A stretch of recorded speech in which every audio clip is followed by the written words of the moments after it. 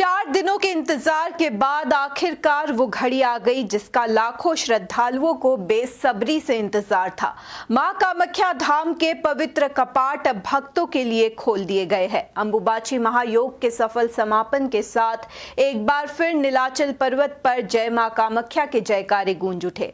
इस बार के अंबुबाची मेले में 8 लाख से ज्यादा श्रद्धालु देश विदेश से मां कामाख्या के दरबार पहुंचे। कपाट खुलते ही दर्शन के लिए भक्तों की लंबी कतारें लग गई और श्रद्धालुओं में पवित्र अंगोदक और अंगवस्त्र लेने की भी होड़ दिखाई दी। आखिर इस बार का अंबुबाची मेला कितना खास रहा और कैसी रही श्रद्धालुओं की आस्था, देखिए हमारे इस खास रिपोर्ट में। खुल गए मां कामाख्या धाम के पवित्र कपाट। 4 दिन बाद भक्तों के लिए खुले मां कामाख्या के द्वार। अंबुबाची मेले में इस साल 8 लाख से ज्यादा श्रद्धालु पहुंचे। मां कामाख्या के दर्शन के लिए रात से ही लाइनें लगनी शुरू हो गई थी। भक्तों को मिलने लगा पवित्र अंगोदक और अंगवस्त्र। राज्यपाल लक्ष्मण प्रसाद आचार्य ने भी आज अपने परिवार के साथ मां कामाख्या के दर्शन किए। अंबुबाची के बाद फिर से शुरू हो चुका है मां कामाख्या के दर्शन का सिलसिला। 4 दिनों के लंबे इंतजार के बाद आखिरकार मां कामाख्या के पवित्र कपाट भक्तों के लिए खोल दिए गए हैं। सुबह से ही हजारों श्रद्धालु दर्शन के लिए लंबी लंबी कतारों में खड़े नजर आ रहे हैं। पूरे कामाख्या धाम में जय मां कामाख्या के जयकारों से माहौल भक्तिमय हो गया है। इस साल का अंबुबाची मेला भी पूरी श्रद्धा और भक्ति के साथ संपन्न हुआ। सबसे खास बात ये रही कि इस बार 8 लाख से ज्यादा श्रद्धालु देश के अलग अलग राज्यों और विदेशों से मां कामाख्या के दर्शन के लिए गुवाहाटी पहुंचे।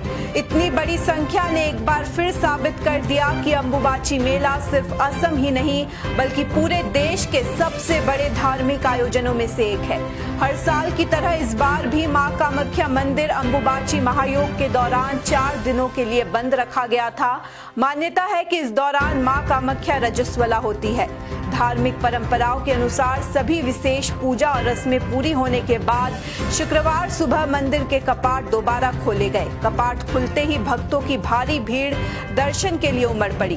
कई श्रद्धालु रात से ही मंदिर के बाहर अपनी बारी का इंतजार कर रहे थे। मंदिर खुलने के बाद श्रद्धालुओं को पवित्र अंगोदक और अंगवस्त्र भी दिए जा रहे हैं। धार्मिक मान्यता है कि इन्हें घर में रखने से सुख, शांति और मां कामाख्या का आशीर्वाद मिलता है। यही वजह है कि हर श्रद्धालु इन पवित्र प्रसाद को पाने के लिए उत्साहित नजर आया। इस मौके पर असम के मुख्यमंत्री हिमंत बिस्वा शर्मा ने बताया कि इस वर्ष अंबुबाची मेले में 8 लाख से ज्यादा श्रद्धालुओं ने हिस्सा लिया।